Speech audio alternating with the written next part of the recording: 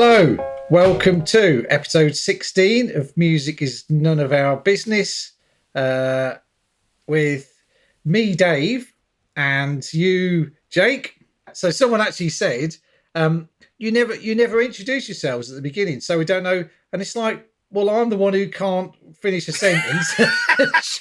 Jake is the one. So for future reference, I'm the one who never gets to the end of a sentence and waffles. Jake's the one who kind of speaks in a relatively linear style. So Linear. I don't know what to make of that. Linear. Yeah. Well, it's kind of, yeah, you know what I mean. I don't. So tonight is 5 great male singers, basically, whether they be solo or band or whatever. And not necessarily our favourites, but just 5 male singers who we think are worth talking about. Do you concur? I do concur. I do indeed. I'll be interested to say, I don't think there's going to be a lot of crossovers because, as we said before at the beginnings, we both make these 5, this list of 5. Neither of us share those lists or speak of those lists in advance. So if you hear gasps of horror, cries of derision or surprise, they are genuine. Yes, anything like, you bastard, I picked him. Anything like that. Which I don't think that's going to happen. And then lots of scrambling, lots of paper noises while I look through my notes and try and find a backup. Yeah, I don't think we're going to cross over today. I don't think we will either. Do you want to start? Shall I start or what? Well, I can do. Well, you start. I started last time, so you go ahead. Okay, I'll start. Okay, so my first male singer is I don't even know. I can't even give you clues as to Good. it. I don't want to be tested. I don't really. No, it's so my first is Mark Almond. No way. No way.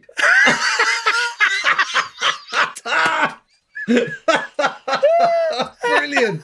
Oh, that's really fucking funny. Oh, do you know, I was absolutely I was confident we would not have any crossovers. Yeah, but Mark Almond is on my list. Curious. Oh, you man. carry on. I'll chip in with whatever. Yeah, I just I think I was listening to. I listened to that first Soft Cell album. I listen to all the time. I love it. I absolutely adore it.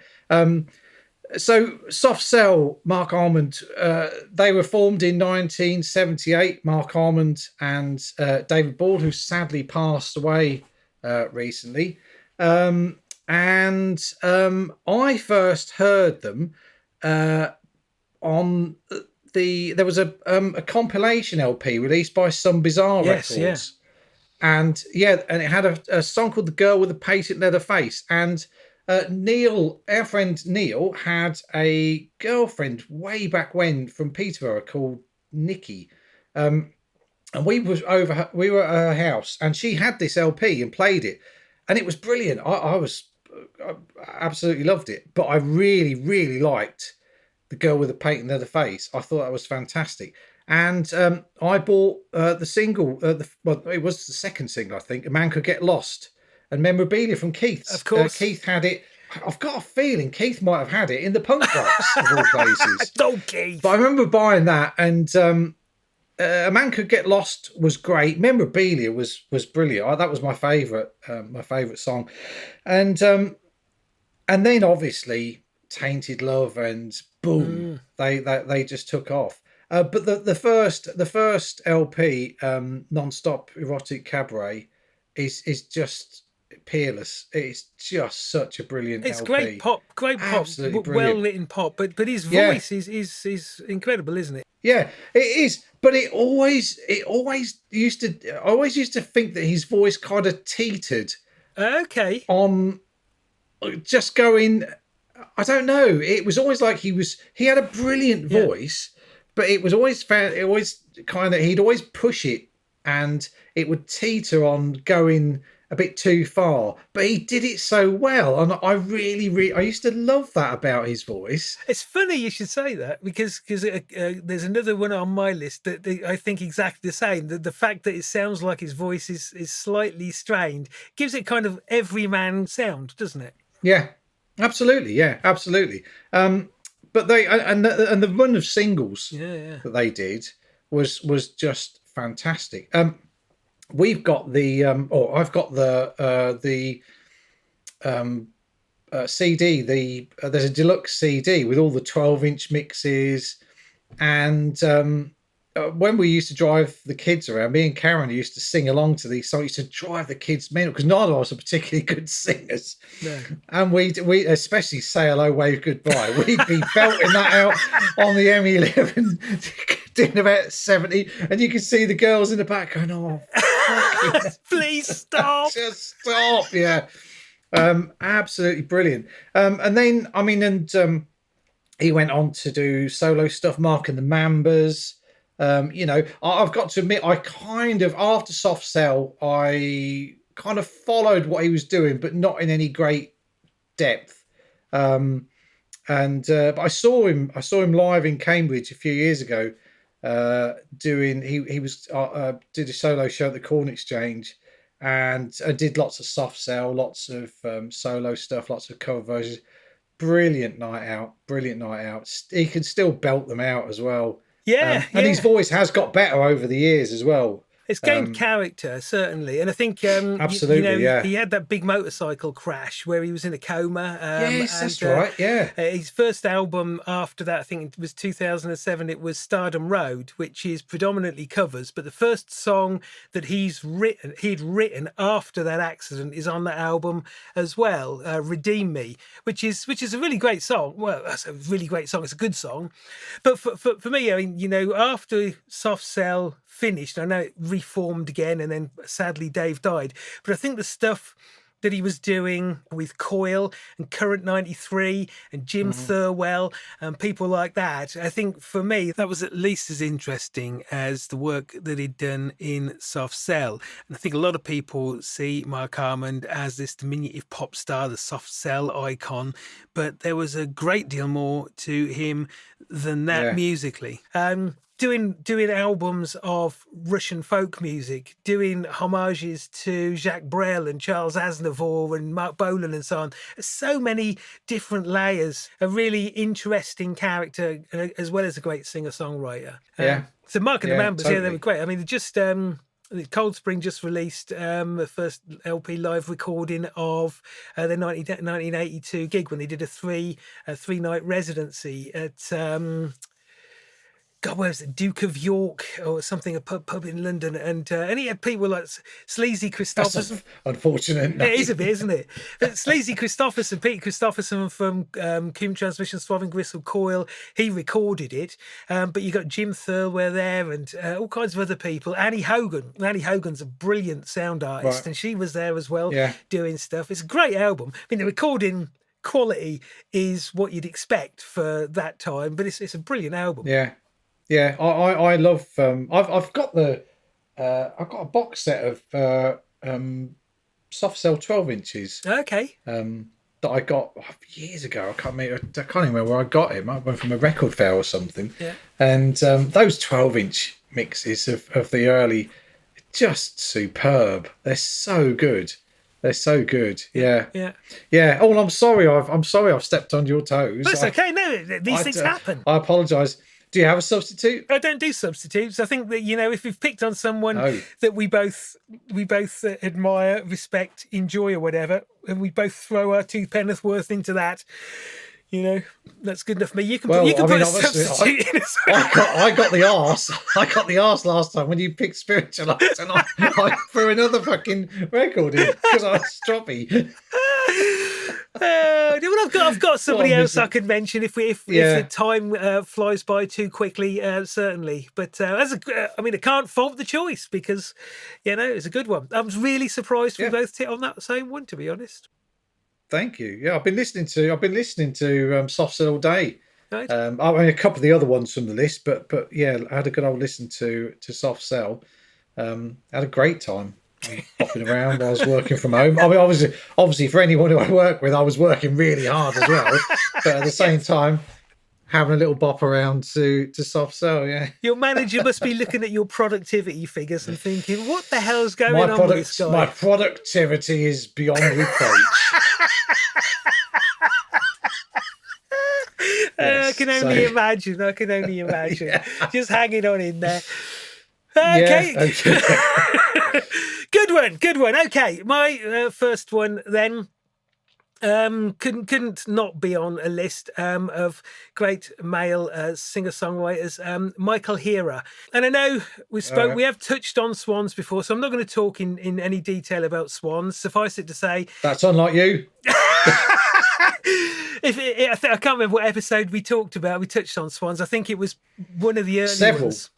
Is it? I think we've both talked about swans. Well, I'm not going to talk a lot about swans anyway. But Michael Hira, most well known for being the front man of Swans, but he has also done work outside of that, and he was the partner of Jarbo, who joined Swans in the later stages. They were romantically involved, not such anymore, but in later years, in the 80s, I think, later 80s, he and Jarbo splintered off with a side project which was called Skin. And the first two albums were Skin, but then the third album was by World of Skin. So I'm not sure. I hope they didn't do a fourth album, because that could have been tricky. Bag of Skin. Fold of Skin. That would be quite unpleasant, wouldn't it? I don't know why they changed the name, but I think possibly Skin was already being used by heavy metal bands and female punk singers and so on. So they thought, well, we need to differentiate ourselves, so we went for World of Skin. But Michael Hira was born in LA, 1954, had a troubled childhood, an alcoholic mother, several arrests as a kid. He saw his 16th birthday inside an adult prison in Jerusalem, where he was doing 4.5 months for drug offences, which he had a certain life. He actually dated Madonna before she became famous. There's a thing. There's a coupling, eh? So I think I read that. So I think I knew that. As soon as you said Madonna, I thought, hang on, that rings a bell. Strange. Anyway, so he's on this list because he is a fantastic songwriter. And okay, his songs quite often are huge, epic rock repetitive noise, but it's some of the best huge rock repetitive noise in the world. And he's got a voice that is arguably the finest, in my opinion, the finest voice, male voice in contemporary kind of rock music. It is so deep and it is so weathered. It is like granite. It's best shown, I think, on the third Skin album, or World of Skin album, which is 10 songs from another world, where it's so deep and so powerful that it makes the walls rumble, just his voice. So I think, as an artist, as opposed to simply a male singer-songwriter, he has everything going for him. In 2021, he published through Young Gods Records, which is a record label that he founded, a book called The Knot, which is a limited edition, hand-numbered collector's edition. Very big. It's got every single lyric he's ever written in it for any of the bands, all written out. It's also got pages and pages of his journals. It's got photographs. And I can tell you, it reveals a very dark mind indeed. It's full of technical. I assume you have a copy then. I not only have a copy, I have a signed copy. So get you. But it's full of graphic, technicolor vignettes of every kind of pain and suffering and psychological and physiological torment, intoxication and hallucination. It's even got photographs in it. One of the photographs in it is just Michael Hira completely naked, other than these bands wrapped around his arms and legs, which he says is a sculpture for wearing underneath clothing, which is very reminiscent of that kind of modern primitive stuff where you're kind of concealing body modification and stuff. But it's got humour in it as well. One of his journal entries, the entire journal entry, is the thunderous applause of two bellies flopping together in the crazed spasmodics of moronic sex. Well, we've all been there. But there you go. I won't say anything more. So Michael Hira, I think, is definitely one of our time's finest male artists. Yep, and he's been around. In fact, he's been here, there, and everywhere. Oh dear! You complain about my corny jokes. That's on that level. Dad jokes, I think my daughter would call them. Yeah, but might want to edit that one out. Oh man. Oh dear, oh dear.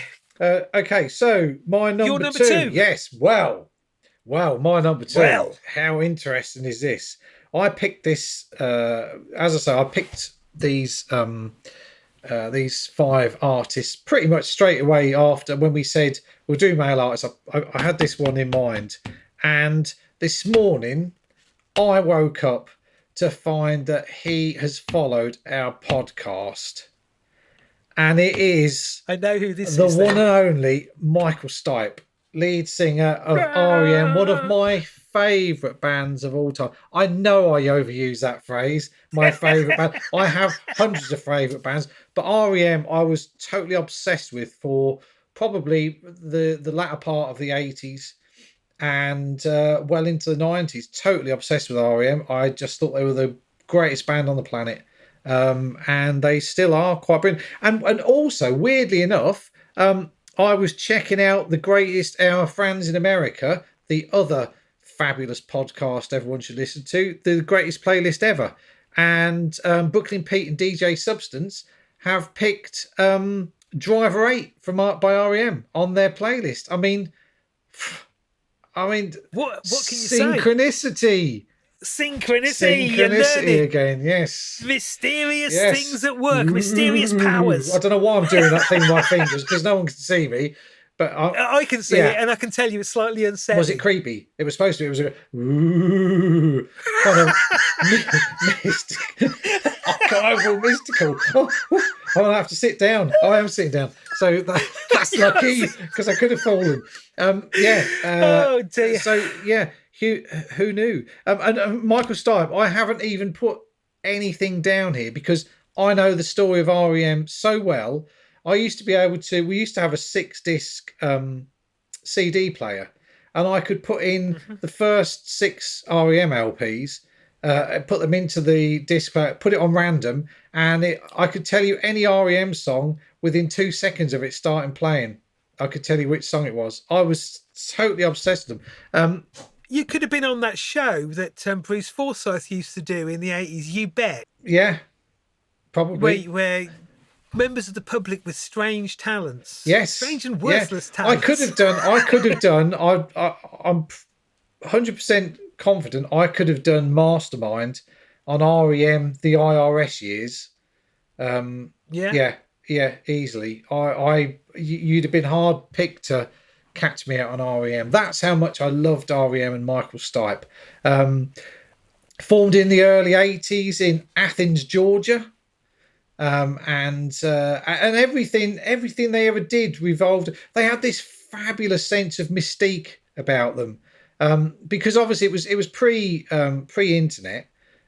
So all you got was interviews, and you saw the occasional snatch of video, and you got the record sleeves, and the record sleeves were all covered in all manner of weirdness. The first Murmur, there were pictures of I think it's called kudzu, which is a plant that grows all over the place around Athens, Georgia. Automatic for the People was named after Weaver D's fast food restaurant in Athens, Georgia. That was the slogan of the restaurant. Automatic for the people. He probably didn't say it like that. That's me kind of guessing how you would say it if you were in. And that sounded like your Joe Strummer impression. Well, do you know it's weird because I used to. They used to be on in the car all the time. And I remember I'd be singing along, and so we'd drive along, and I'd put, for example, Radio Free Europe on, and I'd be singing, calling out in transit, calling out in transit, Radio Free, and she'd be going, why are you singing in that stupid voice? And I'm like, what stupid voice? She goes, you put it on a stupid voice, and I said, but that's how Michael Stipe sings, and she goes, yeah, but you don't need to mimic him. And I said, but if you sang, calling out in transit, Radio Free Europe, it sounds shit. And it was like, it's a bit like trying to sing along with the Ramones without sounding like Jerry Ramone. Yeah. It's so intrinsically, and his drawl, and his, the first few LPs, there were no real lyrics. There were lyrics, but they made no sense. And he just murmured them, mumbled them.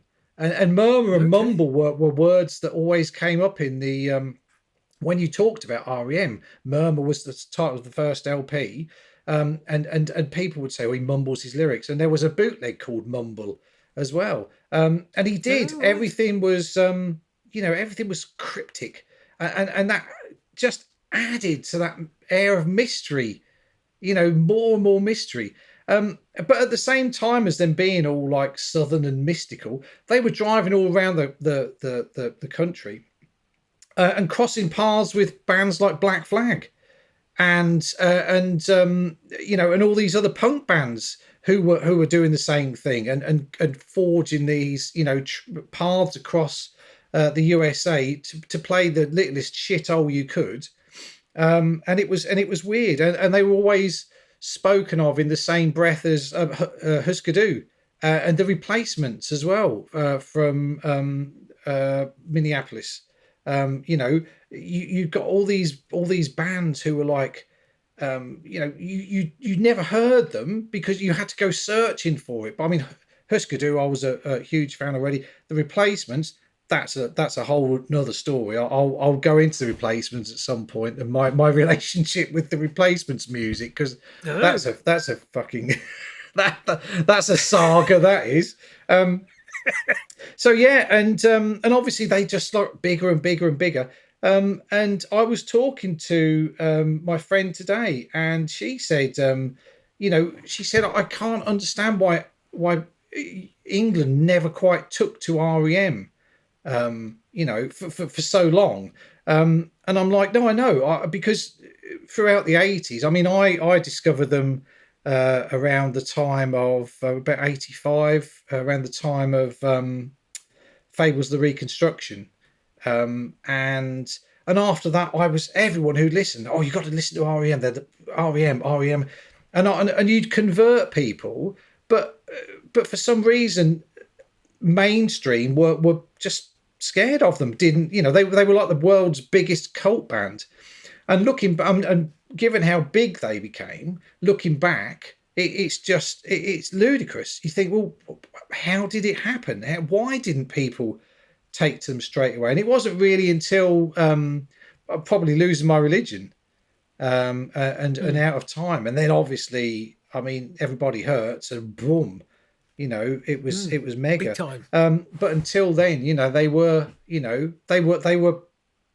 Rolling Stone put them on the cover and went, the world's greatest rock band, and everyone was like, yeah. But everyone being just people who like music, no one else. Everyone was, who? Oh yeah, and he's like, yeah, they're amazing. Yeah, and then to a degree, when they did get big, you felt like you'd lost. It was like losing a friend. A friend had kind of got successful, like our friends probably feel about us in our podcast. They probably think, well, they used to be fuck all, and now look at them. I mean, I haven't let the podcast go to my head at all. I'm still the same. Hold on, Jeeves, bring some shampoo. Fucking butlers, honestly. I haven't let the, but back to reality. But they were, they're such a fantastic band. And Michael Stipe, went from this kind of shy, mumbling, cryptic frontman to a bit of a rock god, really. Who could command a stage. I mean, he could always command a stage, I think, but the stages he commanded just got bigger and bigger and bigger. And I just love Michael Stipe, REM. I will never stop loving them. I think I was more upset when REM disbanded than I have been on any other band splitting up ever. It was like losing. I know it sounds a bit dramatic, but it was like losing a little part of something, because they'd been such a constant musically in my life, and even their shit albums were 20 times better than other people's best albums. That's the thing. I mean, they did release a few clunkers towards the end. Well, I mean, a few odd dodgy songs on LPs. The LPs were no longer like 10 stars. They would gradually dwindle to probably a couple of sixes and maybe a seven. But that Okay. first, probably the first 5, 6 LPs are just peerless. I mean, and you're hard pushed to find even an average track on them. You know, they were that good. You know, I mean, and obviously, you know, we're talking about the singer, but the others, Mike Mills was on bass and Bill Berry on drums and Peter Buck on the guitar, were all part of the machine, and they made Michael Stipe, you know, sound better than he was, you know, and yeah, a total icon, and you know, and as I say, remains one of my favourite singers of all times. When he nailed it, I mean, he fucking nailed it. There are songs. There's a song on Monster called "Let Me In" that he wrote for Kurt Cobain. He was quite good friends with Kurt Cobain, and it's just this maelstrom of noise and feedback, and he's just these anguished vocals over the top of it. It's phenomenal. I'm going to jot that down. That'll go on the playlist. Let Me In. Well, your adoration of Michael Stipe is certainly well articulated, well illustrated there. That's unusual for me. It's very unusual. Did I make sense for once? I may have even finished a sentence in there somewhere, I think. Yes. Possibly, quite possibly. Yes. I say it quietly because, as horrified as you may be to hear it, I own no REM record. I've never owned an REM record, and I've never felt inclined to own an REM record. It doesn't surprise me in the slightest. I mean, they probably wouldn't have been on your radar. I mean, because you're looking at 84, 85. You know, I think I was listening to REM, Sonic Youth, Big Black around then, I should think. I had quite a, you know, but I can see why you wouldn't have, you know, why that wouldn't have been your cup of tea. Are you saying I didn't have as broad a range of musical tastes in the mid 80s? Yeah. No, not at all. Not at all. I think it's all. I mean, this is the thing about the 80s, and what we've spoken about at length is that, you know, coming across music in the 80s, 70s, 80s, 90s, up until the age of the internet, coming across music was you know, was tricky. It was, you know, you found what you found. And if something wasn't on your radar, then you probably would never have experienced it, because, you know, it was all about, you had to buy everything for a start. You know, you had radio, you had John Peel, you had some shit music TV, but not a lot. So, and the music press. And if you were kind of in a certain groove at that time, you know, you may just have been slightly to the left of REM or slightly to the right of REM. You know, your paths might not have crossed. I just happened to. I'll tell you how I remember seeing them really early on on the Tube, the TV show The Tube, and kind of quite liked them. And then I was working in a hotel, and we had some staff accommodation, and I shared a flat with a guy called Adam, and he was into Metallica and various other. He just discovered Metallica. This was when early Metallica was out, and I think I've probably mentioned it before, but he had a tape with Fables the Reconstruction, and he said, "You should listen to this. I think you'd like it." And I listened to it, and that was it. I was, you know, that was it. You liked it. I was into REM after that. But yes, but I think I've waffled on probably long enough on REM. I think that was a championship waffle. Yes. I think even by any waffling yes, standards, thanks. you covered some ground. I might have to cut my Donny Osmond section down to. But to be honest, when we were thinking about 5 male vocalists, I was under the impression that you would just come up with "Take That" and then just talk through each one of the members for your top 5. It did cross my mind. I thought that might be. I thought that might be educational. Well, but then I was worried I wouldn't be able to fit Alvin Stardust in. So well, you've mentioned Alvin Stardust I already, have, haven't yes, you? yes, yeah, Yes. Child of Mansfield. yeah, Yes, yes, absolutely, just like yeah, John Balance yeah, of Coil. This a little microcosm of fantastic musical heroes, Mansfield. yeah. Oh, I don't know of including your many good others. self, obviously. Well, including myself, yes, of course. Anyway, moving swiftly on. Yeah. I think that's for So, the best. I think that's for the best, definitely. Yes. So my number two, I suppose, is in some respects not vastly dissimilar because we're talking another mainstream male talent who really broke through in the 80s and onwards. And this is somebody I've admired for a long, long time. It's Peter Gabriel. Oh, And Peter Gabriel, I was never I didn't see that terribly coming. interested. I must Well, be. there you go. There you go. Although I am a fan. I think, You yeah, are a I am fan. a fan of Peter He is Gabriel, yes. great. And I was never terribly enamoured with Genesis. I did see some film of them I'd have been really performing live. disappointed if you were. If I were, Yeah. I mean, there is no denying seeing them play live. As I say, I've only seen them on film playing live. The technical proficiency of that band is just incredible. The sophistication in the music, the complexity in the music, and the tightness of that unit was incredible. But it just wasn't very pleasing to Yes. my ear. To Because be honest, it's unfortunately, good. as incredible was the wankiness.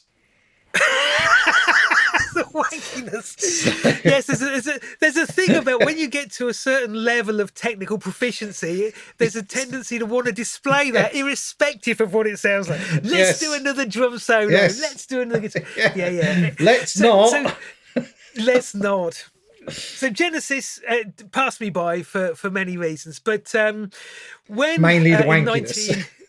Yeah, I think that's what puts me off some of this modern metal music and stuff. Yeah. It is just, it's more like 4 or 5 people trying to demonstrate their absolute skill. The fact that they've spent the last 12 years locked in their bedroom learning how to play an instrument, it's all well and good, and it's all fantastic that they play, and it's impressive that they play. But if it doesn't come together as something that is appealing to the ear, then it's kind of like a bit of a waste. Well, it is. It's like it's like Lionel Messi being on a football pitch and just doing keepy ups for the whole game. Well, that's a good analogy. Yeah, because you're not going to win the game. You're not entertaining when you're just exhibiting massive football styles of wankiness. Look what I can do. Yeah. So, yeah. It's a very good analogy. Yes. Thank you. So Genesis, Park Genesis, but in 1980, Peter Gabriel released Games Without Frontiers, which really made me sit up and listen, because in 1980, we're moving out of any interest in the charts and we were moving into all of the underground music that we were moving into, whether that extreme industrial or punk. And then suddenly in the charts, there appears this song that has quite unconventional instrumentation, a slightly different structure, a completely different sound, and a really resonant or a sentiment that resonated with me. That whole concept of kids, flags, borders, and so on, and extrapolating that into geopolitics. It was a fascinating piece of music, and I thought, here's something worth listening to. So I bought Gabriel 3, the album from which Games Without Frontiers is from, and it's unofficially called Melt because of the cover version. Face, yeah. Melty Face, because his first 3 albums are all just called Peter Gabriel. So there needs to be some distinction. There's the car one, there's the claws one, and there's the Melty Face one, isn't there? Yeah. That's right. Yeah. So Gabriel 3 is a brilliant album. From the stark, dark opening track with the big drums of Intruder, all the way through to the closing track, which is an homage to Steve Biko, the South African anti-apartheid protester activist who was beaten to death by state security officers. It's such a wide variety of music. There's this glorious but brief string and saxophone track called Start, and there's the wonderful track about the assassination, a family snapshot as well, and everything in between. It's a great album. So I bought the previous 2 albums. First album, a revelation. In my childhood, I could remember hearing certain tracks, but I never knew who they were. I was only 6, 7, 8 or whatever, but they were always there in the background on a radio something. And here was one of those on his first album, Salisbury Hill. I knew the track, classic. Never knew it was Peter Gabriel. Brilliant. Same thing happened with me with Sound and Vision with David Bowie. I never knew as a kid. This great track keeps coming on, but I was a little kid. You don't look into who's doing it. And then you end up buying Low eventually and think, fuck me, it's that piece of music that I love. So it's Salisbury Hill. It's a great album. I'm not so keen on 2, but, you know, there's no denying that there's some great tracks on there. And when you were talking about the way Mark Harmon feels like he's pushing his voice just to the limits, I always think that of Peter Gabriel as well, who always sounds like he's slightly straining, like he's kind of at the rev limiter, but it's an everyman kind of voice. It hasn't got the power of a Michael Hira or something. It hasn't got the range of a Mark Harmon. It's a real everyman voice, but it sounds great, and everything he does, it sounds absolutely right. So he did Security in 82. That's got the fabulous track San Jacinto on it, and Shock the Monkey, which San Jacinto certainly doesn't come to life really on that album, but when you hear it on the double album Plays Live, it is fantastic. It is goosebumps stuff. Then in 86, like REM, he had that explosion moment. The album So, Sledgehammer, Don't Give Up, all those big hits that tumbled out with the groundbreaking videos, the powerful emotional duet with Kate Bush, and it's a great album, no doubt about it. And on he's gone.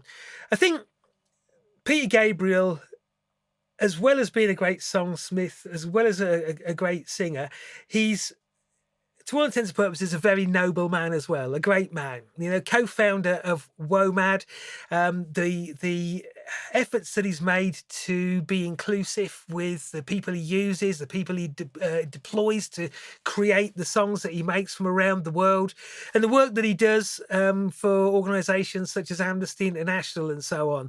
He's a man that's putting his tools, his capability, and his money in his mouth where his mind is. And it's all, for me, absolutely the right thing to do.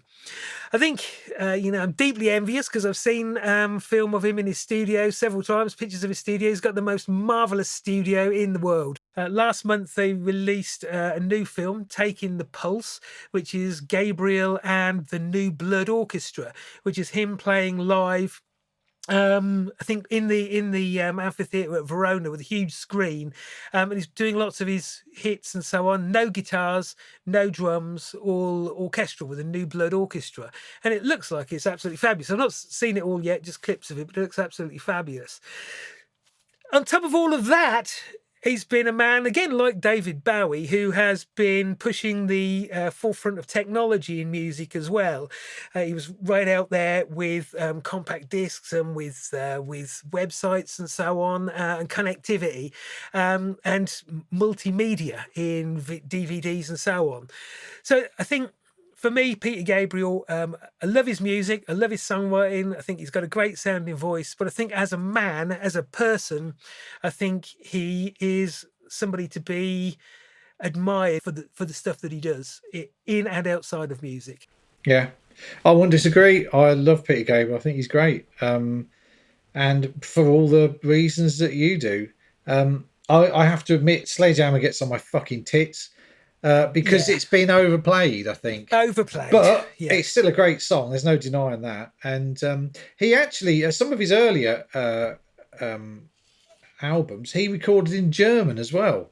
Because I've got one. I didn't know that. I picked one up in a charity shop and got it home. And I thought, hang on, it's bloody German. And I didn't realise he recorded in German. Whether he did any other languages for other nations releases, I'm not sure, but so there's German versions of at least one of his LPs as well. How about that? Yeah, there you go. Trivia Dave, they call me Trivia Dave. Trivia Dave. Yes, that's not what I've heard you called. I've heard you called something else. Yeah, best to keep that to yourself. I think. Yeah. Unless it was Brad Pitt lookalike Dave. I mean, that would be okay. Not Jeremy fucking Corbyn. armpit lookalike, Dave. Yeah, it's probably a bit hairy, a bit sweaty. You are a bit hairy. Yeah, you're very hirsute today. I think armpit Dave is definitely I could do appropriate. this. I need a shave and a haircut. I know. I'm pretty sure. Have you signed up for your Movember I did. yet? I've signed up for Movember. There's a link on my Facebook page, which is useless because everybody here can't find it. I might put it onto the music is none of our business page so people can sponsor me, because so far I've got nothing. I don't think. Because I always do this. I think I'm going to grow my moustache for Movember, and then I forget to ask for donations, forget to post anything up anywhere. I always remember to grow the fucking moustache. But yeah. I quite like it. I like fiddling with it. It's quite you do relaxing. Keep fiddling with it. I do. Yes. I've got it's in a good shape now, rather than one of those kind of hang you down one looks like you've put a comb over the top of it. It's like it does have a nice little shape to it now. So it's kind of merging with your nasal hair, though. You need to sort that out a little bit. Yeah, it'll grow into the bloody my septum ring at some point and choke that off, I would think. Oh dear. Oh dear, oh dear. Right, okay. So number 3 for me is a relative newcomer. And it is Green Chatton. I think I've pronounced that right. I'm not sure of the pronunciation. He is the lead singer in Fontaine's DC. Oh, really? Yes. Okay. And I picked him because he's not got a really the traditional singing voice. It's kind of it's growing more into a singing voice. And I remember the first time that I heard Fontaine's, and I think it was Boys in the Better Land. Great song. And it was spoken, and he's got a broad Irish accent, and I thought, indeed. And it was one of those songs I heard, and I really liked it, but at the same time I didn't really like it. I just couldn't make my mind up, and it baffled me for a bit, which is ridiculous because historically we've listened to lots of bands and singers, of that ilk, but there was just something about it, and it just confused me, not in a kind of a, you're 60, where'd I put my keys kind of thing. Am I sitting on a soft cushion over just shat myself? Not that kind of way. It was musical confusion. I just couldn't work out whether I liked it. And the more I listened to it, the more I loved it. And I really liked his style of kind of part singing, part talking. And the accent. I always loved, when people sing in their own accents, that's probably back to punk when, everything was kind of, everyone wanted to sound American. And then the punks came through with, like, oh, God blimey, governor, out in the UK and all that. You know what I mean, mate? That's Jazz and Dave, not punk. That was the Dick Van Dyke Pistols. And that's what I loved about it. I think it was that fact that I didn't quite get it. I grew to love it, and now I think I'm really happy that they're as massive as they are, because I think they're a fabulous band. And he also did a solo album called Chaos for the Fly, which I was listening to today, as well as as everyone else on the list. And it's such a brilliant LP. It's so good. And I can remember buying it and thinking, oh, that's all right. And then, and again, going back to it and thinking, this is really, really good. I really, really like this, And when I played it today, it just reminded me. Fontaine's have done 4. I mean, Doggerel is still my favourite, I think. Absolutely brilliant album. Brilliant album. But then Hero's Death, Skinty Fear, Romance. Oh, that's a banger. The latest album. Which is that? That's the latest album. It's an absolute banger. It really is. And this is them getting their stadium feet, I think, But they're not your traditional stadium band, and that's another thing I like about them. They're not all kind of fist pumping choruses. They're just a fucking brilliant band who've caught the imagination of people who like music. I think like with any band that do, there's a thing with these types of bands. I saw it with the Manic Street Preachers. I was always a Manic Street Preachers fan, and I saw that the bigger they got, they tend to attract, what can you call them? Twats, I think. And I saw them at the Corn Exchange, and there were lots and lots of people who were well into the music. There were a lot of twats there who just. How do you define a twat in this circumstance? Just that kind of laddish, whoa, fucking hell kind of shit. Bashing into you. There's no, the kind of thing that we would call a yobbo. Yeah, there's no. I mean, there's always. I see. If you go to a gig, there's gig etiquette, isn't there? There are things that you do and there are things that you don't do, and one of them is not be a twat. And I mean, you expect there's going to be jumping up and down. You expect people are going to bash into you every now and again, but when they're doing it on purpose just to get a rise out of you. Oh really? Yeah, okay. And it's just twats, and I hate it. So there is that kind of aspect to it. When certain bands get huge, but yeah, and his voice is, like I say, it's not the greatest voice in the world, but it's so unique, and it's so, and he just wields it so well.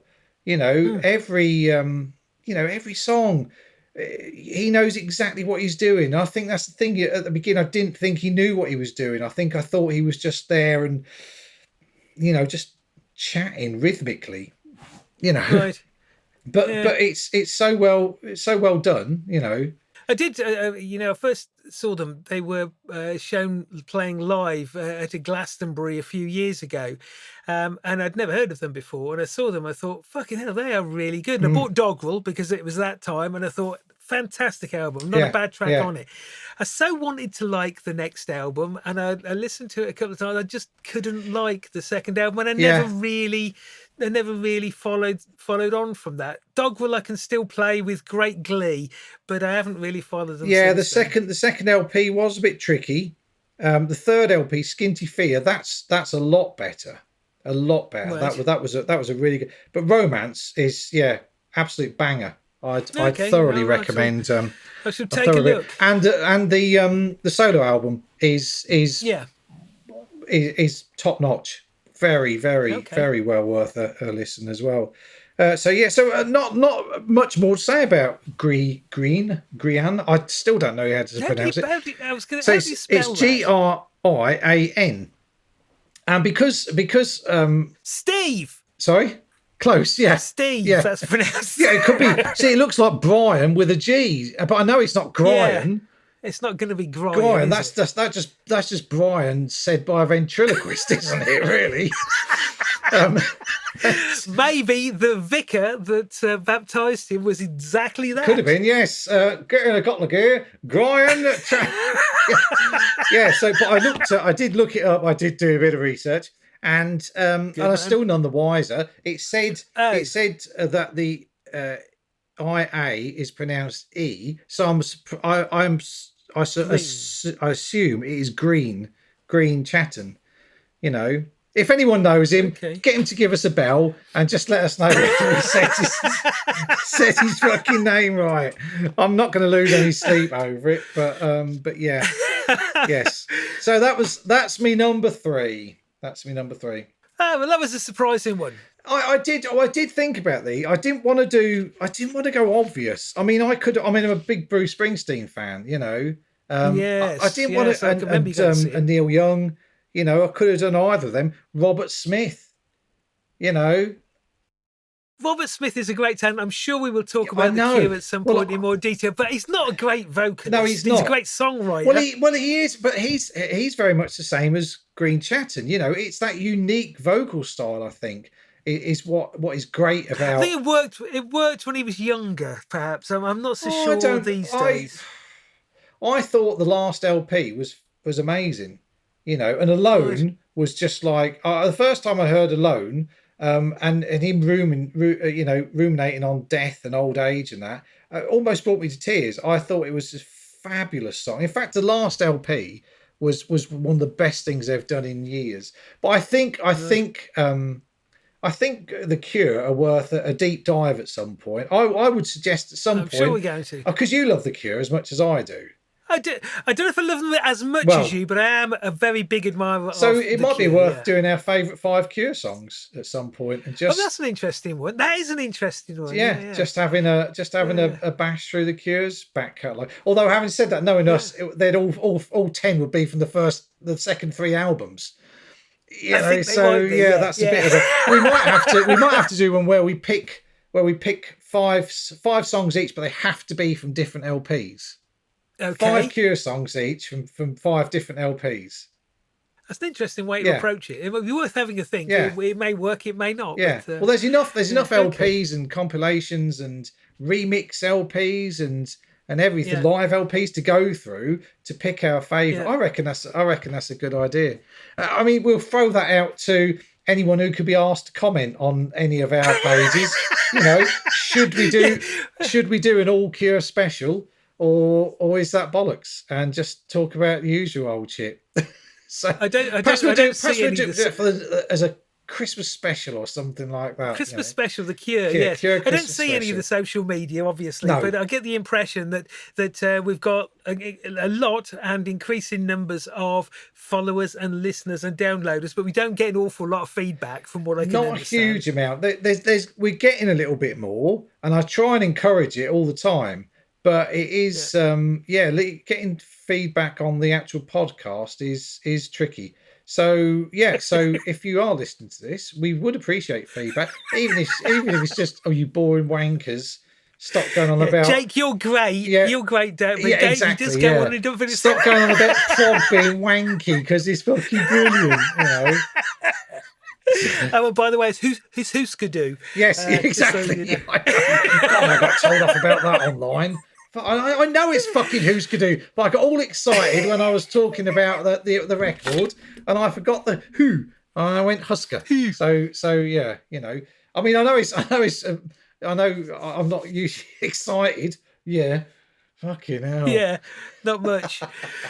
Okay, before I crack into number 3, I just want to put a shout out to Dias Records in the States because I ordered the Coil reissue or first issue on vinyl of Black Antlers on black splattered vinyl, and it was delivered from order to delivery from the US in 10 days, which I think is a record. Wow. Very impressed with that. Well done, guys. That's pretty good, yeah. Well, it was definitely a record. That's what you ordered. So be as disappointed as anything else. You are definitely slipping to my level of joke. Oh, good. Those are the worst 5 jokes that we've come up with. There's one for our listeners. The top 5 worst jokes that you've heard us come up with. Yeah. Yes. Okay. Oh, right. Man. My number 3. And my number 3. I think, I haven't counted, but I think I have more records by this person than any other artist. I think it's 30 some odd albums or thereabouts, which is a testament to the fact that this man is an absolute genius. And his name is Tom Waits. Oh. I think Tom Waits is incredible. He is, without any shadow of a doubt, the finest storyteller in music. He is able to conjure these vivid vignettes of all manners of lives, quite often from the underbelly of society, drunks and people on the skids and so on. He conjures these vignettes with such clarity, with such vividness, and he does it over and over and over again. So he's unutterably brilliant in that way. And then there's his voice. Now, I admit that when I first heard his voice, I was a bit kind of like, oh my fucking God, what is that going on? Because let's be honest, he has a pretty distinctive voice. And it took me by surprise the first time I heard it. I think the first time I heard it was his performance on the Tube, which I didn't really know what to make of. But having seen it, it kind of ticked over in my head, and I kept thinking about it, and started to get his records, and realised just what a marvel this man is. As I say, the storytelling is part of it. The voice is another part of it. But then there's the instrumentation and the structure of the songs, because there isn't really a specific template for a Tom Waits song. You can have all kinds of things, from glorious ballads to incredibly almost broken down junk clattering, such as on I don't know, Bone Chain, to something like Somewhere, which is Tom Waits' cover of the song Somewhere from West Side Story, which is a great song anyway. But in that, it's just his voice soaring and swooping, wrapped up in these lustrous strings. It's something truly sublime. But then he's adept at glorious ballads as well. Songs such as Martha or Tell It to Me, pained, heart-sore songs like Time or Hold On or Tom Trowbert's Blues. And then you've got these junk rock operetta type things like Misery's The River of the World, or Fish in the Jailhouse, or The Return of Jackie and Judy, which I'm not sure if that's some kind of tribute to the Ramones or otherwise. And then there were just lovely pop type songs. Down Home Train, Hold On, Back in the Crowd. His range, his versatility is enormous. That's before you get to curiosities like What's He Doing in There or Cemetery Polka. When you hear or see live film or any of his live albums, he's got quite a sense of humour as well. And the way he does these repartee in between tracks while he's tinkling away on the piano and so on, the little stories he tells that are outside of the songs are brilliant as well. I think he's brilliant. I've not seen him live. He very, very rarely ever came to the UK. The one time that I did have an opportunity to see him, he came over and he only played 2 nights in Edinburgh. That was sometime towards the end of the 2000, I think about 2007, 2008, came over and he only did 2 nights in Edinburgh, and the tickets were going for £1,000 each at one point. And it was never going to be something that I got to. So he's got his voice. His voice has evolved over time from his first album, 73, Closing Time. It's still quite a distinctive voice. But over the subsequent 5, 6 albums, he developed a voice which became more gravelly and more raspy and more boomy, kind of evocative of Howlin' Wolf and Louis Armstrong and Captain Beefheart, kind of almost raw, this Western American raw. And it's great. In addition to that, he is a fine actor. I don't know how many films he's been in, but if you haven't seen yet, one of the more recent ones, 2018's Ballad of Buster Scruggs, you really should see it. I don't know if you've seen it. I haven't seen it. No, I haven't. It's a great film. I keep seeing it pop up on the TV, and I keep thinking, I'll have to watch that, and I never got around to it. I'll check it out. It's a great film. Do you know, I've got to be honest, I've tried with Tom Waits, and I just don't get it. I just can't get past it's like it's just too gravelly. It's like I don't know. It's like the longest gravel drive in the world. And, I just can't. I can't even put it into words. I've tried. I have tried because I'm aware of his reputation is formidable.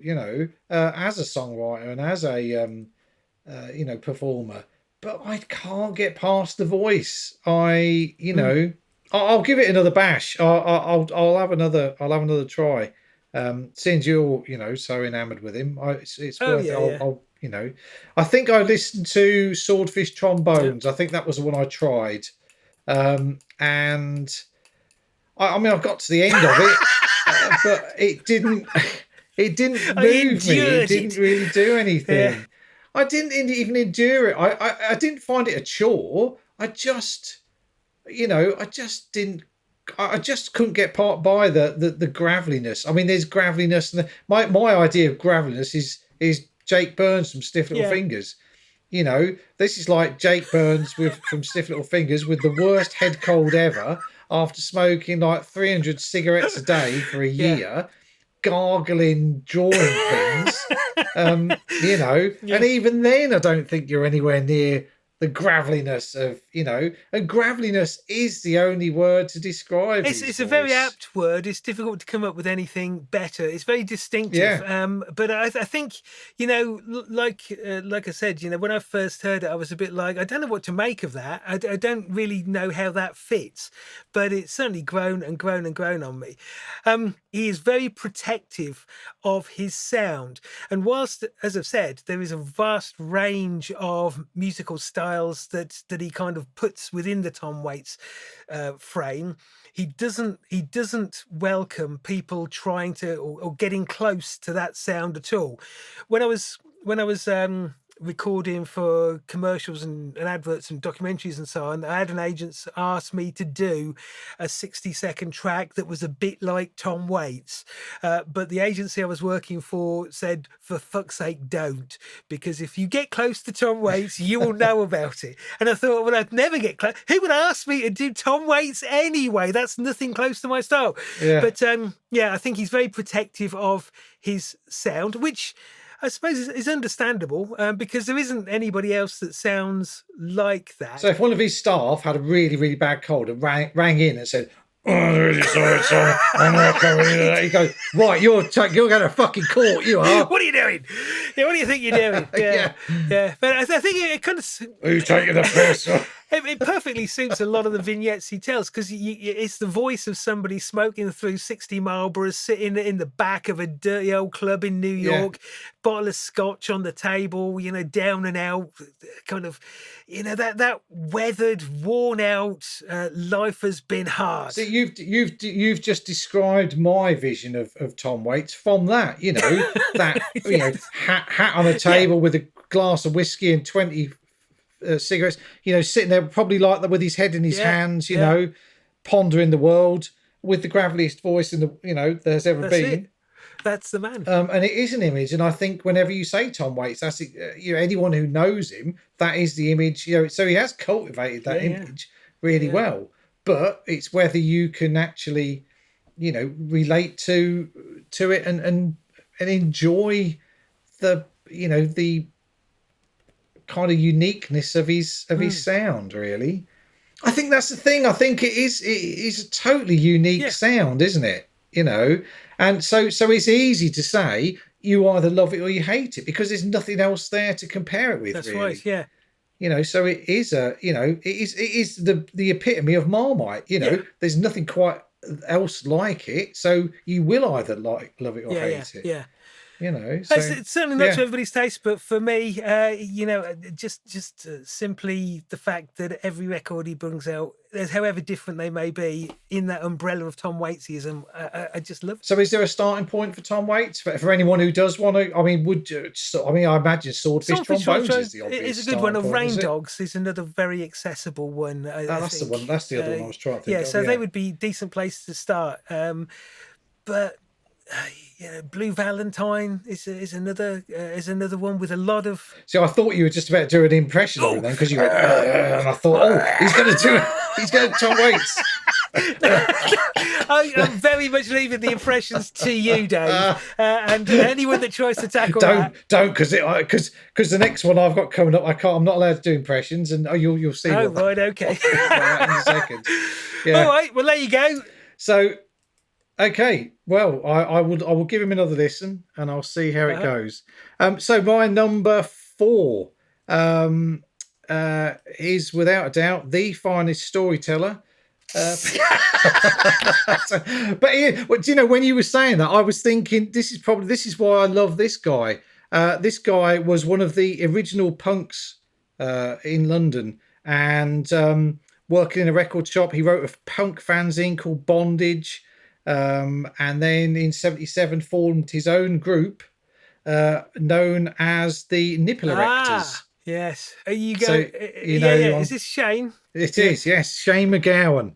Shane MacGowan. After the nipple erectors, who were subsequently called the Nips, in 1982, he formed the Pogues. Fantastic. Based on the phrase, I don't know how to pronounce it in the original Gaelic, Pogue Mahone, which was kiss my arse in Gaelic apparently.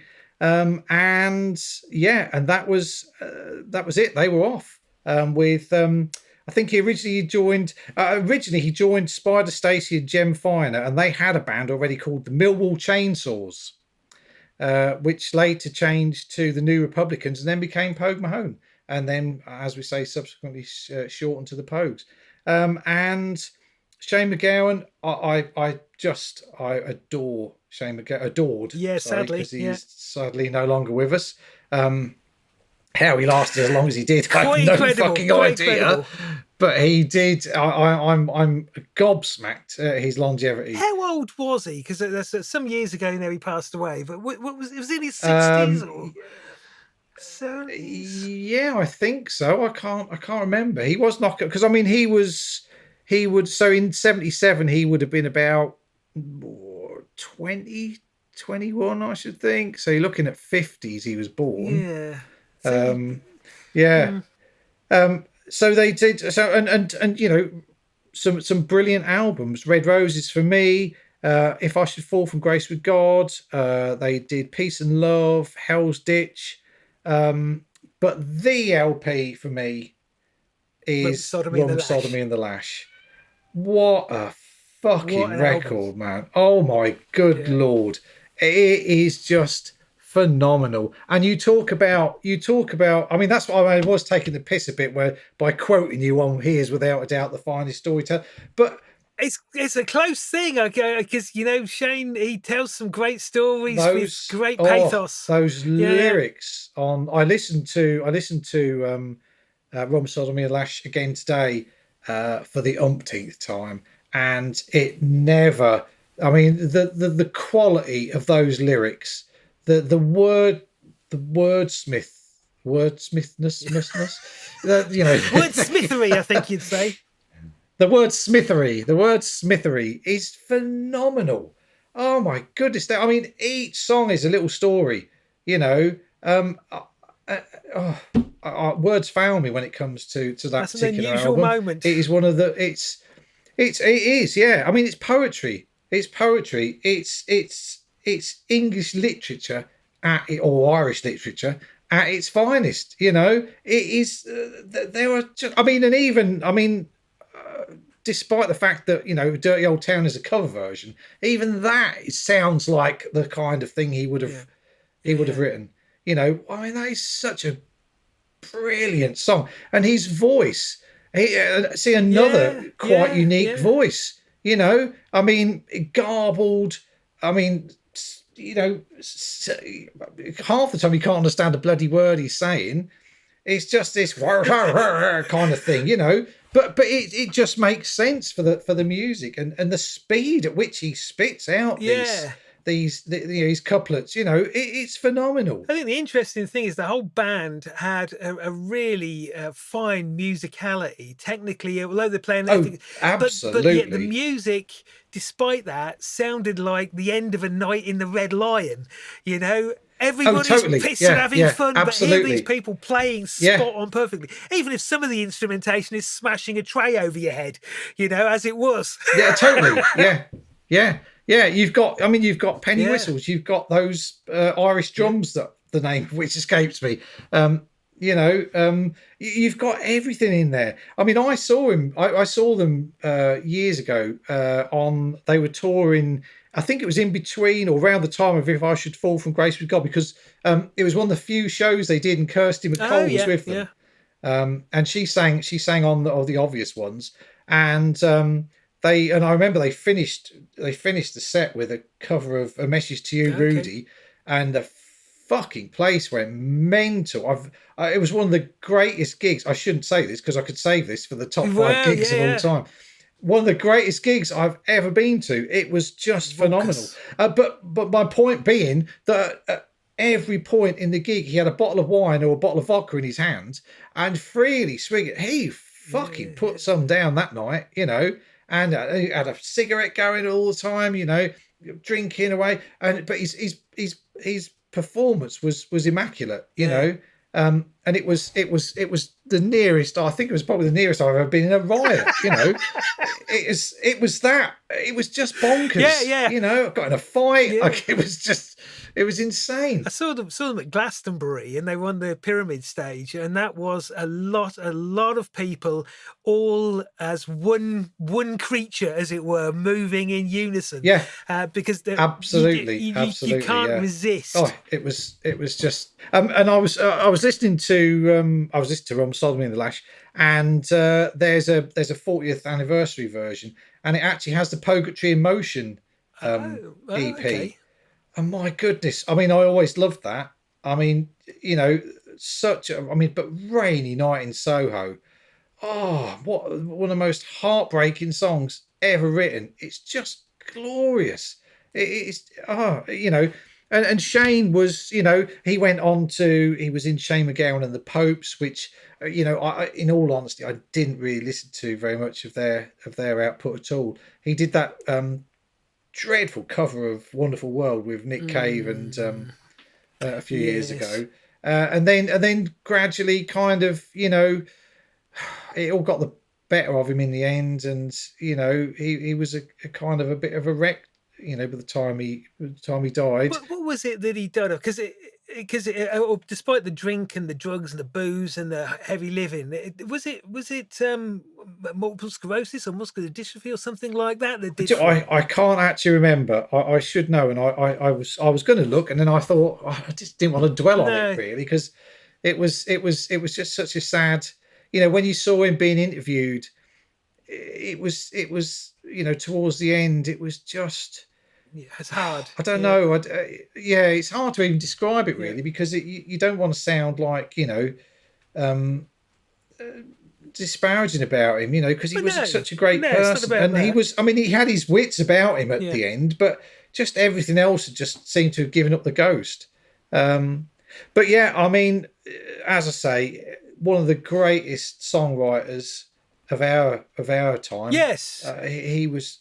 Some of those songs were just amazing. I mean, and the other, don't get me wrong, the other LPs were really good as well. Red Rose for me is great. If I Should Fall from Grace with God is fabulous as well. The first but two it was always best, definitely Red Roses and Rum Sodomy. It was always. It was always Rum Sodomy and the Lash for me. Well, I think Red Roses, the album, not as hobbies, obviously, but yeah, but you go, credit to you there. I think I'm talking about Tom Waits as being the greatest storyteller and so on and so forth. And Shane MacGowan, he's up there. He's up there. I still say Tom still tips it for me, but Shane MacGowan is a good choice. Never even thought of him, and that's a great choice. Great choice. Yeah, but yeah, I loved. I did love the Pogues. And so if you're gonna, if you haven't heard the Pogues, you want to. Rum Sodomy and the Lash you won't get a better starting point than that. Indeed. Sally McAnan. That literally was the end of the Red Lion on a Saturday night. Everybody singing that. Yeah. I mean, any of the songs on there. Sick Bed of Cullen. The Old Main Drag. Waltzing Matilda, the band played Waltzing Matilda. That's not such a joyful sing along to that one. That's rather maudlin. That's a bad way to end the night. Yeah, that is rather maudlin. And the Purgatory in Motion. You're My London Girl. I mean, great songs. So that's my number 4. Excellent Shane choice. MacGowan. Okay. My number 4, then we changed tack fundamentally and dramatically now, because my number 4 is a gentleman by the name of Ian William Craig. Ian William Craig, classically trained vocalist from Vancouver, born in 1980. And the music that he's been making since 2014 is in itself very distinctive, because what he does is he sings on his records. This is true. And he is, as I say, a classically trained vocalist, and he sings in his classically trained way. But the accompaniment to his singing is electronic distortion and decay. The best way to describe it is if you had Yonsei from Sigur Rós combined with William Basinski, and you had though that kind of voice and the tape degradation and atmosphere of Basinski, you get somewhere close to Ian William Craig, because he makes extensive use of broken tapes and electronics to create this fragmented, scattered, degraded series of soundscapes, which are of considerable beauty, but not in the way that you would expect of a classically trained vocalist.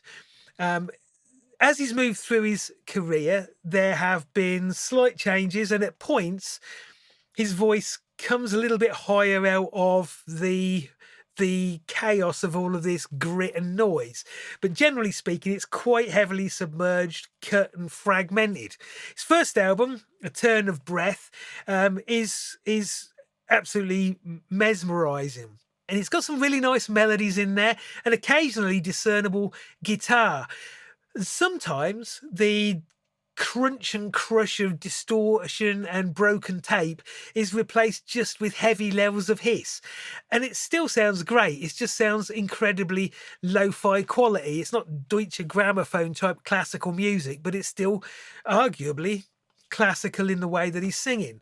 Went on through various other albums, Cradle for the Wait-In, Centres, and his last release was Music for Magnesium 173, which was the soundtrack to a computer game, which he was commissioned to play for. The game sounds fun because it's all about puzzles inspired by quantum mechanics. So if you're doing puzzles with quantum mechanics and you're listening to Ian William Craig, I think that would be, as we do all the time, quite an interesting experience. But when he first sounds a bit more technical than Tetris. Yeah. Is that your normal pastime when you're not involved in rub sodomy in the lash? Even that's tricky. But it's as I said, these soundscapes. He was commissioned initially to do the soundtrack for this game, but the game got delayed, so the soundtrack ended up getting issued anyway as a standalone album called Thresholder in 2018.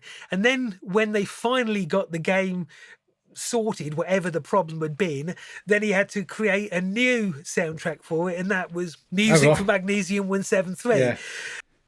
I'm just looking at all these on Spotify just because I've not heard. I've got to be honest.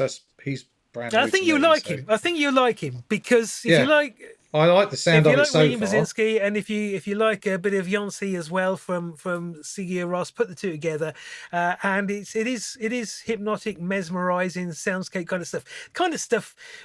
Episode after episode, we keep finding our way back to the noise and the distortion, built with a kind of I don't know, serenity within it, as opposed to distortion in the aggressive sense of a White House or something. Yes. So yeah, I don't know an awful lot about Ian William Craig. There's not an awful lot out there. I know he had his laptop stolen when he did Thresholder and lost lots and lots of files, which he never got recovered, which is deeply annoying, I'm sure. But he's well worth listening to. As I say, I don't know an awful lot about him. He's done several albums. Definitely check. There's not a lot. I'm just looking on here now, and it basically just says exactly what you've just said, and that's about it. So yeah. Oh, excellent. Well, I'll definitely have a listen to that. That does sound quite intriguing. You will like it, I'm sure.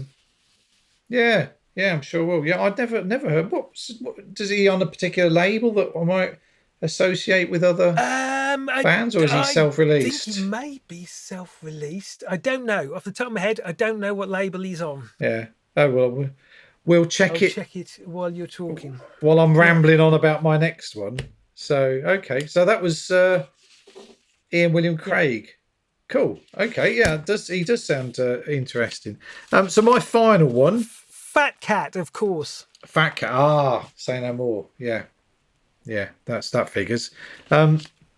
My final one is definitely not going to be anyone you've chosen. I picked this guy because I bought his probably most famous record, and I was talking to my friend Hannah about it today, and it's one of those records where it's got a refrain, and every time I play the bloody thing, it just sticks in my head. And I played it not long ago, and it was sticking in my head. And I thought I need to mention it. And this guy's name is Freddie Mackay, and he's a reggae singer. Oh, right. And he was, I mean, he's been around for well, he was around for 8. He's dead now. As most reggae singers are, these were for one reason or another. He died of a heart attack in 86, okay. I think.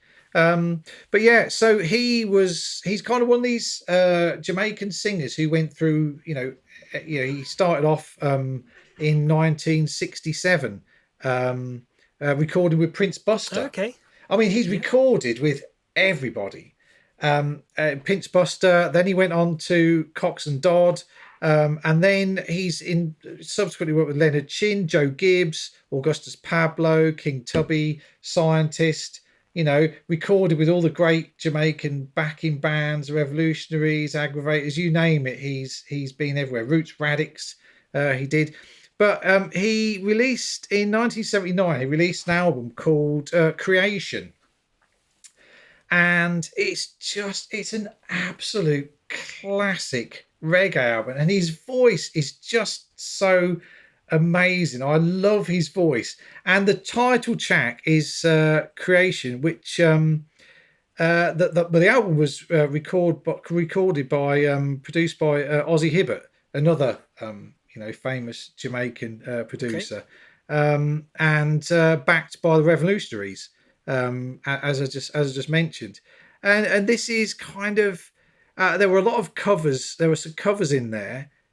He covered Creation Rebel, Burning Spear, Dennis Brown, Here I Come. But just that the creation is just got one of those refrains that you get it in your head and you cannot get it out, And I will spend every time I play it, I will spend days walking around going creation, and then I'll forget the rest of the words. It's just that one word. Yeah, creation. Fuck, it's just such a. I mean, I'm not doing it justice, obviously, because I can't sing. But it's just, and it was released as a showcase LP. Okay. And the showcase LPs were. Do you know what a showcase LP was? The Jamaican showcase. Basically, you'd have the song, and then directly after it, you'd have the dub. Okay. You'd have this, and it would be song version, and invariably they'd have like 6 songs on each side. So you'd have song dub, turn it over because that's what fitted on there. Well, I didn't know that. This was, yeah. I think there was one that didn't have. I think it went song dub, song dub. It was a bit weird how they did it, because some of them you'd have. Sounds like some weird kind of Morse code type thing. Song dub song. It was great though. That was because every or nearly every Jamaican reggae single would be. I mean, after a certain point in the 70s, would be the song on one side, and you turn it over, you'd have the version, which is the dub version. And weirdly, I did one of the little videos on Instagram, and I did Yabby You. Okay. And explained how dub, what dub music was, how dub music was made, and then worried afterwards I sounded condescending, and which was not my intention at all. But I had lots of people coming saying, thank you for explaining how dub music is. Oh. It was and it was really nice.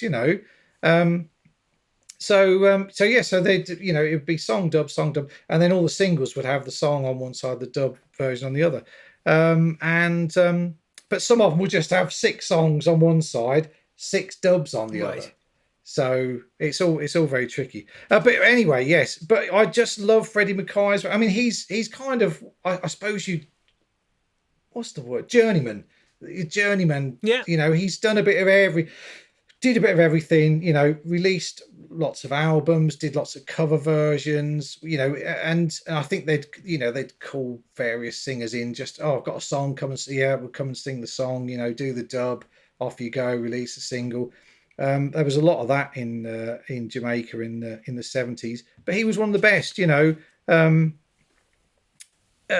I think, I mean, from my point of view, I love dub Mm, reggae, and I kind of don't. I never really paid much attention to the mm, singers, and it's only the last few years I've kind of thought, you know, it's a bit unfair, really. So I've kind of gone back a bit and discovered a few more of the singers. You know, I mean, you know, people like Dennis Brown, you know, because they're famous. They had the hits, and but it was, you know, Horace Andy, people like that, you know, the ones who were bigger in England. But you know, these people, you know, some of the guys got kind of missed off, and going back and discovering them, people like Barry Brown, you know, they're fabulous, fabulous voices. And deserve a bit more, you know, recognition. And creation, the creation LP has just been re-released, and I've got a copy of it, and it's been done, made a lovely job of it. It sounds really good. So I'd thoroughly recommend it. You okay. know, if you like a bit of I do reggae. like a bit of reggae, but like you, I prefer the heavy dub kind of stuff. But again, Yeah, it's not an area. I think we mentioned this before. Despite the fact that I've got quite not as many as you, but quite a number of dub reggaes. I don't know much about that whole scene and the people that have made it. I can put it on, especially on a summer's evening, and get well into it. But there's not yeah, much I can talk about unless I looked into it more, which I haven't. yeah. It is tricky because you know, it's not. I don't know. I never feel quite qualified to talk Mm, about it. You know, I do know. I mean, I know the producers. I know King Tubby, Augustus Pablo, Lee Perry, yeah, yeah. for example. You know, I know lots about them. Um, but I think articulating how, you know, how just how a reggae, because I think reggae means lots of different things to lots of different Yeah. people. I wouldn't want to put myself in the position of you know, someone from Jamaica listening to reggae, because I'm listening to it for a Mm, completely different reason, you know, and I don't really want to like tread on their toes and pretend that I yeah. know. You know, I'm not a reggae aficionado. You know, I did the little video. I mean, we're talking about on a record I love, on a little video that's, I have to talk for 2 minutes.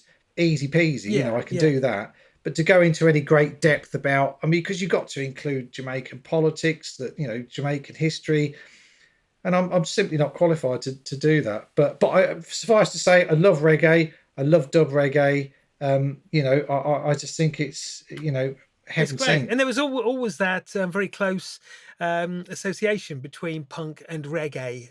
So we Oh, used to hear totally. an Yeah, awful lot of it at absolutely. concerts in the playlist before bands came on and in between bands. I think Oh, when we yeah. went to see Yeah. Killing Joke at the UEA in 82, 83, whenever it was, there was a reggae song there, The White Man's Got a Gun Complex. Never ever did find out what that was, but I thought it was a brilliant piece of All music. right. So there's a little challenge for you. The Yeah. White Man's Got a Gun Complex Yeah. was the I refrain. will. I will check that out. Yeah. Yeah. We'll do. Okay. So that was me finishing Freddie Mackay off, and so what's now? You're one short, aren't you?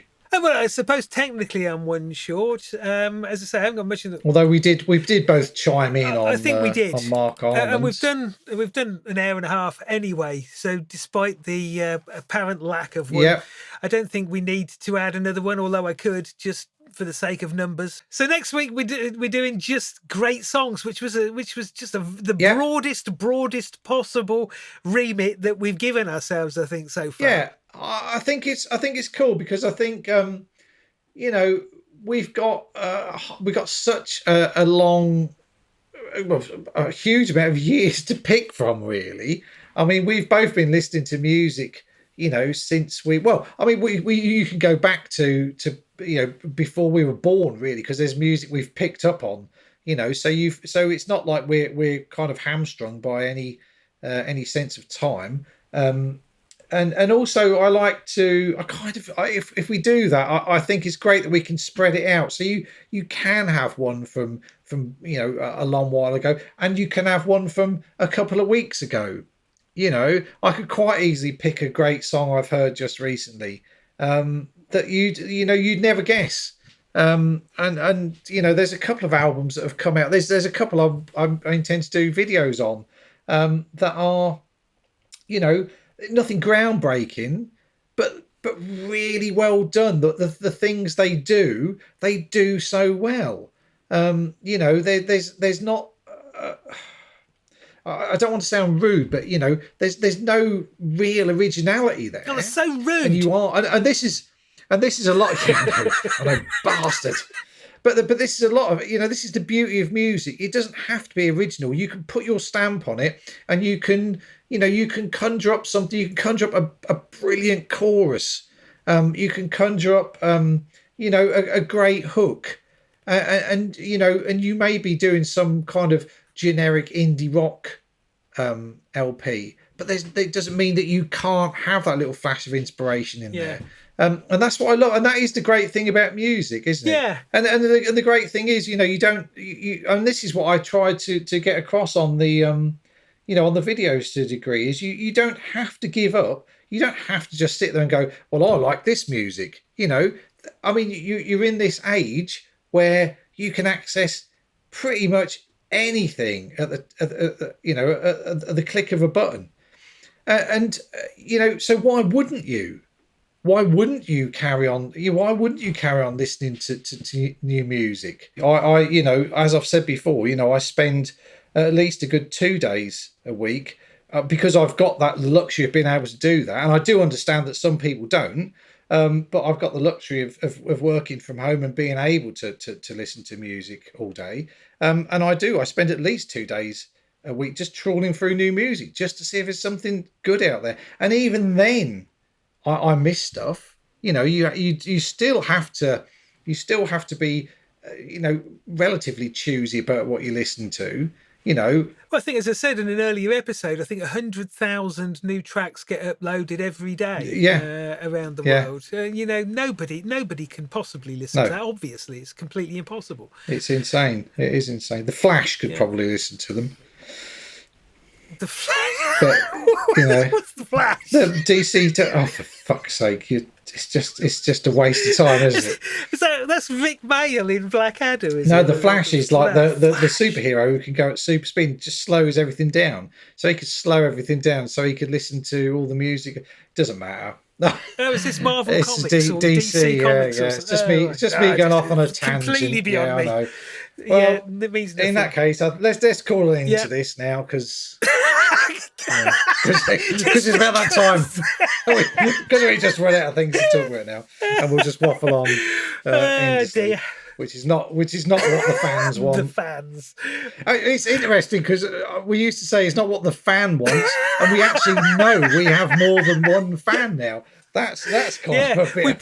That's quite. We passed the threshold where we didn't know the first names of everybody that was listening to us. Yes. Fucking hell. Yeah. And this one's for you, user 36792 from Instagram. Oh, it's great. It's great. And who knows where it will end. Yes. Who knows? Anyway, well, thanks for listening, everybody. And we will be back soon with episode 16, the 5 great songs episode. And then after that, whatever we think of, the 5 great gigs or something that someone suggested on Instagram a little while ago. All right. Excellent. Okay. Farewell, all listeners. Yes. Goodbye. See you soon.